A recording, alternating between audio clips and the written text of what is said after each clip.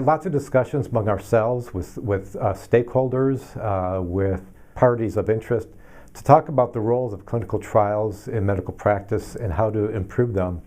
There's needs for simplicity, efficiency, better access, and the spirit should be that they are for all patients. I'm Dan Schaid. I'm the chair of the Department of Quantitative Health Sciences at Mayo Clinic. I'm here today to talk about the Thematic series, the Mayo Clinic Proceedings, on forward thinking in clinical trials into clinical practice.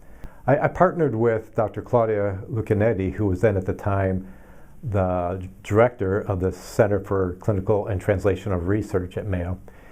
And this article will appear in the August 2023 Mayo Clinic Proceedings issue.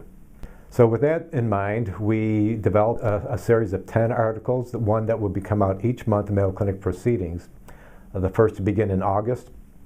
And each of these articles are going to be talking about different aspects of clinical trials in terms of some history, some successes, some failures. What do we need to do to think about viewing the future of clinical trials into clinical practice? Some of the papers are going to be focused on defining clinical trials, the different types of clinical trials, how they should be chosen, when they should be chosen, how to simplify them, and taking advantage of the new technologies that can really transform how clinical trials are performed. We'd like to think about how do we engage patients where they live, at their homes. And a lot have developed over the telemedicine, especially over the past few years with the COVID-19 pandemic, where many have learned how do we transform medicine to make it easier for patients to participate with care.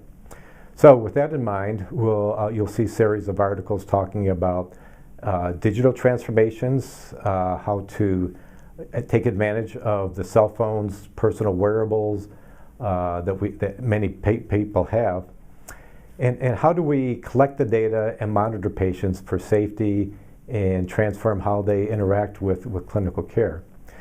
With that in mind, we also recognize that there are structural racism issues we have to overcome, as well as making sure that we don't have a divide between the have and have-nots with digital information. So you'll see articles discussing that topic, as well as how to make clinical trials more efficient and in terms of patient recruitment, onboarding, informing patients of their status over time, and even monitoring patients electronically. So can we take better advantage of the technology for transforming electronic medical records into the clinical trial space? We also recognize that we want to be engaged with the communities that are served by different medical practices. So community engagement as partners within research is certainly critical. So we really need to consider how communities are engaged with our research teams, really as partners, equal partners. So you'll see articles on that topic. We'll also see articles focusing on ethical and regulatory needs for clinical trials as we bring forth new ideas and maybe comparing accepted standards of care between different approaches that don't necessarily need IRB review, yet still have ethical and regulatory needs to address. And then you'll also see some articles that are talking about how do we translate these findings into actually clinical practice. And this comes under the umbrella of implementation science. So you'll be reading articles about how implementation science can help transform and make successes stick with clinical practice. And then finally, you'll also be seeing an article about how do we think about bringing these together into primary care as an example in terms of technology, implementation science, and doing this all while addressing the needs of the clinical care teams to make sure that these trials are performed in a non-invasive way for their clinical care. So thinking about scientific rigor, efficiency, simplicity, and all making this work in a successful manner that helps the needs of the patient as well as reduces burden on clinical care teams.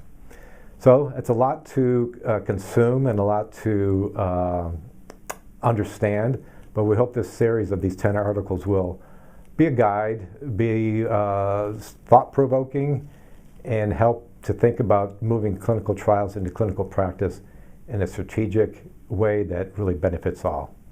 Thank you for your time, and I look forward to hearing feedback on the series. Thank you. We hope you found this presentation from the content of our website valuable. Our journal's mission is to promote the best interests of patients by advancing the knowledge and professionalism of the physician community.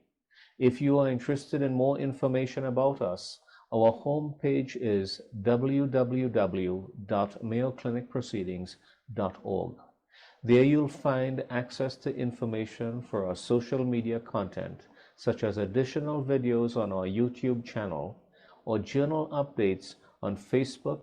You can also follow us on Twitter. More information about healthcare at Mayo Clinic is available at www.mayoclinic.org.